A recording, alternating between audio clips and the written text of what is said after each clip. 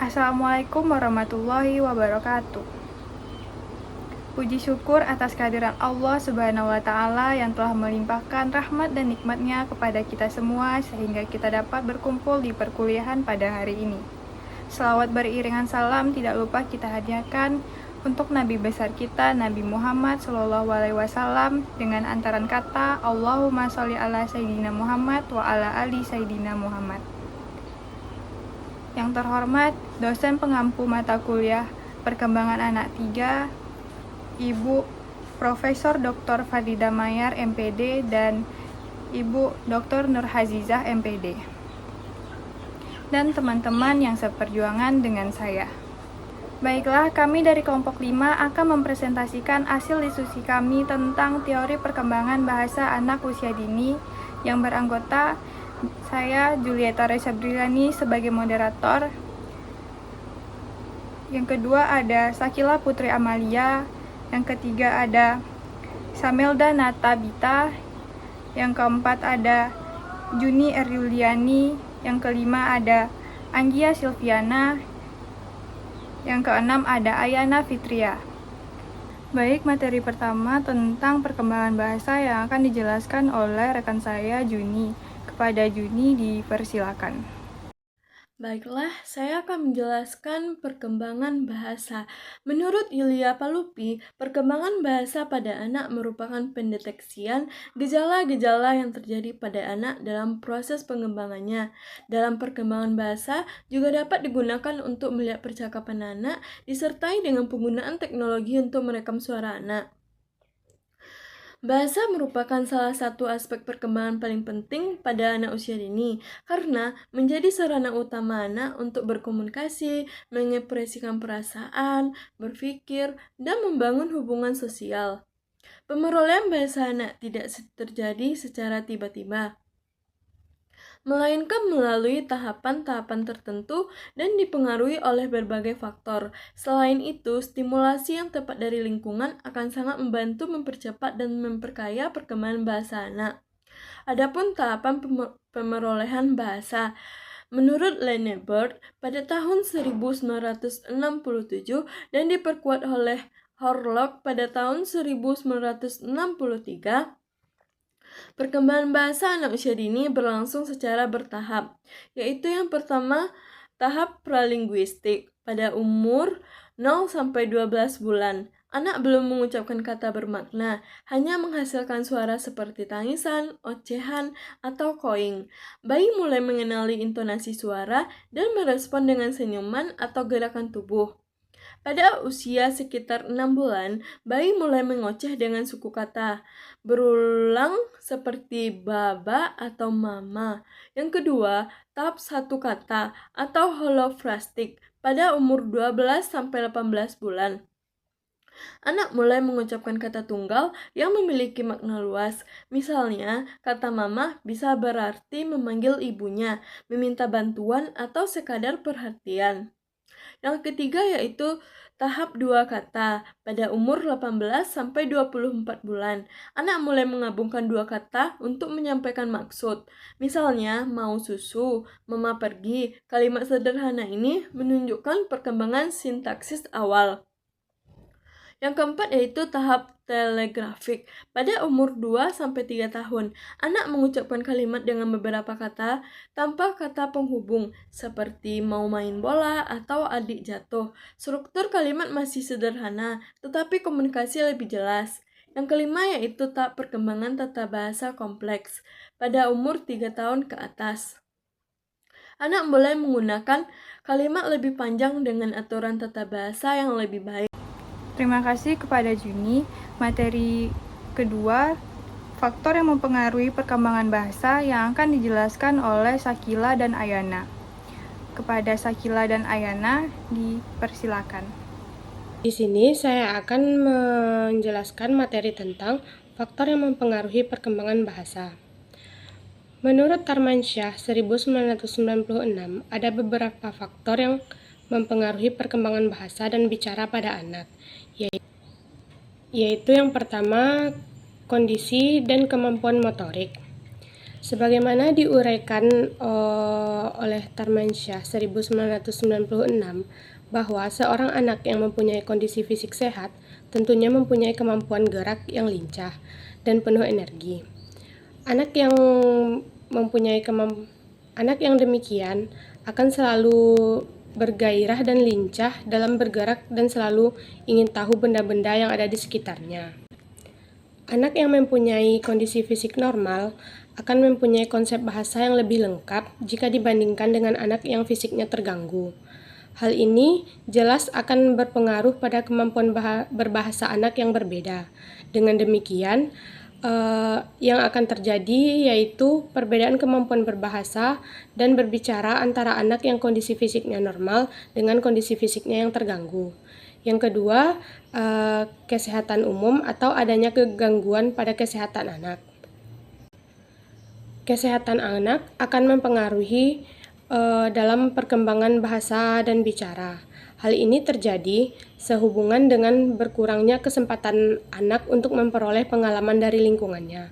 Selain itu, mungkin anak yang kesehatannya kurang baik menjadi lebih kurang minatnya untuk aktif melakukan suatu kegiatan yang dapat menstimulasi perkembangan bahasanya. Yang ketiga, faktor kecerdasan sangat mempengaruhi perkembangan bahasa dan bicara anak. Kecerdasan pada anak meliputi fungsi intelektual.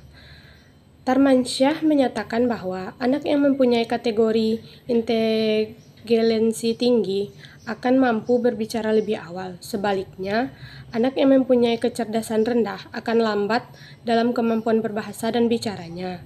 Dapat dikatakan bahwa anak yang memiliki kecerdasan yang baik tidak mengalami hambatan dalam berbahasa dan berbicara. Jika kelancaran berbicaranya menunjukkan kematangan mental intelektual pembicara. Yang keempat, sikap lingkungan proses pemerolehan bahasa anak. Hal ini diawali dengan kemampuan mendengar, kemudian meniru suara yang didengar dari lingkungannya. Dalam proses ini, anak tidak akan mampu berbahasa dan berbicara jika anak tidak diberikan kesempatan untuk mengungkapkan apa yang ia dengar. Oleh karena itu, keluarga harus memberikan kesempatan kepada anak untuk belajar berbicara dan berbahasa melalui pengalaman yang ia alami.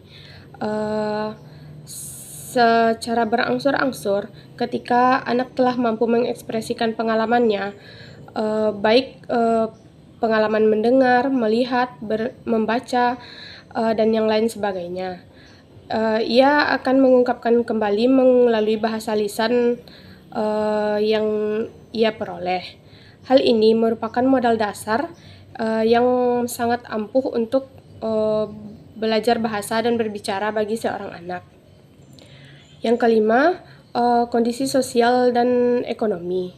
Kondisi ini sangat mempengaruhi perkembangan bahasa dan berbicara pada anak, dikarenakan sosial ekonomi seseorang memberikan dampak terhadap hal-hal yang berkaitan dengan bahasa dan berbicara pada anak. Misalnya, yang berkaitan dengan pendidikan, fasilitas di rumah dan di sekolah, pengetahuan, pergaulan, dan makanan. Yang keenam yaitu jenis kelamin. Tarmansyah 1995 menguraikan dalam bukunya bahwa anak laki-laki dan anak perempuan perkembangan bahasanya relatif lebih cepat pada anak perempuan. Oleh karena itu, perbedaan bahasanya lebih banyak dimiliki oleh anak perempuan. Demikian juga dalam hal ucapan. Anak perempuan lebih jelas artikulasinya. Perbedaan antara anak laki-laki dan anak perempuan tersebut akan berlangsung sampai ia menginjak usia sekolah lebih lanjut. Tarmansyah mengatakan bahwa pada dasarnya secara biologis anak perempuan lebih cepat mencapai masa kematangannya. Jadi, yang mempengaruhi perkembangan bahasa antara lain adalah masalah pertimbangan biologisnya. Baiklah, saya akan melanjutkan mengenai faktor yang mempengaruhi perkembangan bahasa. Menurut Owens 2012 dan Santrok 2011, ada beberapa faktor utama mempengaruhi perkembangan bahasa anak. Yang pertama, faktor biologis. Fungsi otak, pendengaran, dan organ bicara seperti lidah, bibir, pita suara sangat menentukan kemampuan bahasa. Anak yang gangguan pendengaran biasanya mengalami keterlambatan berbicara. Yang kedua, faktor kognitif. Kemampuan berpikir mempengaruhi perkembangan bahasa. Semakin berkembang daya pikir anak, semakin kaya pula kosakatanya.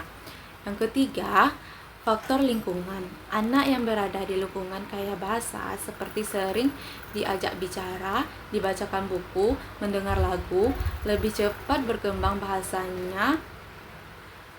Interaksi dengan orang tua, guru, dan teman sebaya sangat berpengaruh. Yang keempat, faktor sosial emosional. Anak yang merasa aman dan percaya diri lebih mudah berkomunikasi. Sebaliknya, anak yang cemas atau kurang stimulasi emosional cenderung lebih lambat berbicara. Yang kelima, faktor budaya. Setiap budaya memiliki pola komunikasi berbeda. Misalnya, budaya yang banyak memberi stimulasi verbal akan mempercepat perkembangan kosakata. Baiklah, sampai di sini yang dapat saya jelaskan. Saya kembalikan ke moderator. Terima kasih kepada Sakila dan Ayana.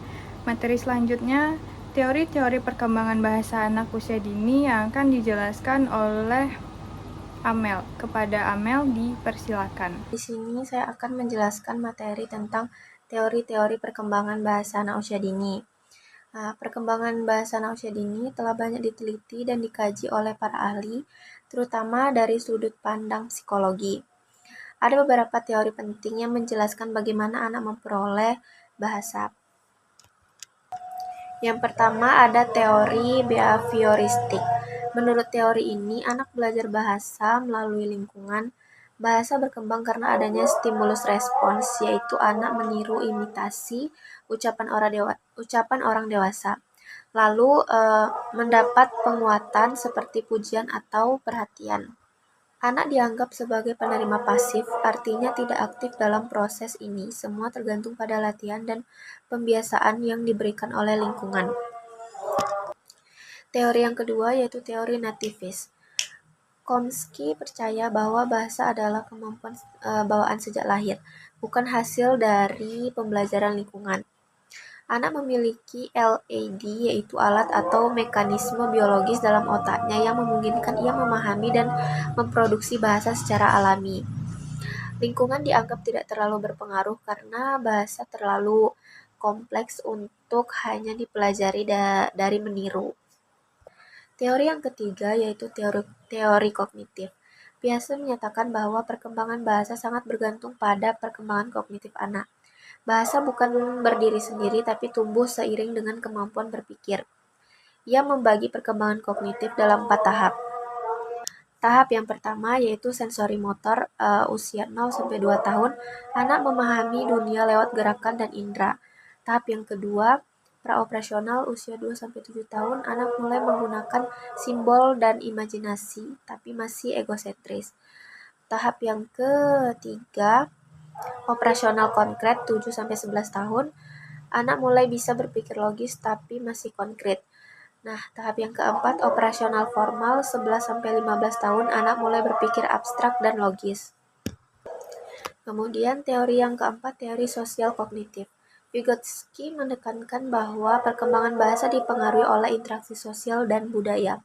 Ia memperkenalkan konsep zona perkembangan proksimal atau ZPD, yaitu jarak antara apa yang bisa dilakukan anak sendiri dan apa yang bisa dilakukan dengan bantuan orang dewasa. Artinya, interaksi dengan orang yang lebih mampu sangat penting untuk mendorong perkembangan bahasa. Teori yang kelima ada teori pragmatik. Teori ini menyatakan bahwa anak belajar bahasa karena bahasa punya fungsi sosial. Anak menggunakan bahasa untuk mencapai tujuan tertentu, seperti meminta sesuatu, bertanya, atau mengungkapkan perasaan. Jadi anak termotivasi belajar bahasa karena ingin mempengaruhi dan berinteraksi dengan orang lain. Baik, teori yang terakhir yaitu teori interaksionis. Teori ini merupakan gabungan dari teori nativis dan behavioristik. Anak memang lahir dengan kemampuan bawaan untuk berbahasa, tapi lingkungan juga sangat berperan dalam mengembangkan kemampuan tersebut. Faktor-faktor seperti interaksi sosial, lingkungan, kematangan otak, dan kemampuan kognitif saling berpengaruh dalam proses pemerolehan bahasa. Baik, sekian materi yang dapat saya sampaikan. Saya kembalikan kepada moderator. Terima kasih kepada Amel. Materi selanjutnya masalah perkembangan bahasa yang akan dijelaskan oleh Anggi. Kepada Anggi, dipersilakan. Masalah perkembangan bahasa. Nah, masalah atau gangguan perkembangan bahasa pada anak merupakan ketidakmampuan atau keterbatasan anak dalam menggunakan simbol linguistik untuk berkomunikasi secara verbal ataupun keterlambatan perkembangan bicara dan bahasa anak sesuai kelompok umur, jenis kelamin, adat, istiadat, dan kecerdasan menurut Sidiarto 1990. Nah, oleh karena itu, jika gangguan permasalahan perkembangan bahasa dan bicara tidak diterapi dengan tepat, akan terjadinya gangguan kemampuan membaca, kemampuan verbal, ataupun perilaku. Nah, penyebab masalah gangguan berbahasa pada anak-anak adalah masalah gangguan berbahasa atau berkomunikasi pada umumnya dapat dikategorikan. Nah, salah satunya itu karena adanya gangguan berbicara yang disebabkan. Yang pertama itu seperti ada masalah artikulasi ataupun masalah gangguan bersuara.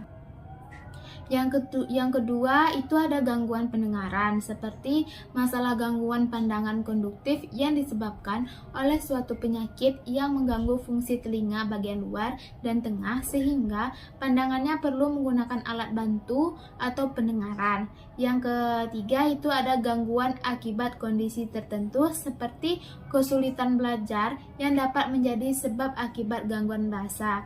Baiklah, itu saja materi dari saya. Sekian, terima kasih. Terima kasih kepada Anggi. Adanya kesimpulan terakhir dari materi kami yang akan dijelaskan oleh saya sendiri. Jadi, dapat disimpulkan bahwa perkembangan bahasa anak dimulai sejak bayi yang berlandaskan pada pengalaman, kecapan, dan proses dalam berbahasa. Perkembangan bahasa merupakan media yang efektif bagi anak dalam menjalin komunikasi sosial. Pada perkembangan bahasa, terdapat faktor-faktor yang mempengaruhi diantaranya 1. Kondisi jasmani dan kemampuan motorik, 2. Kesehatan umum, 3. Kecerdasan, 4. Sikap lingkungan, 5. Faktor sosial ekonomi, 6. Jenis kelamin, 7. Kewibawaan bahasa, dan terakhir neologi. Sekian dari presentasi kami tadi. Jika ada salah dan kurang, saya mohon maaf. Wabillahi taufik wal hidayah. Wassalamualaikum warahmatullahi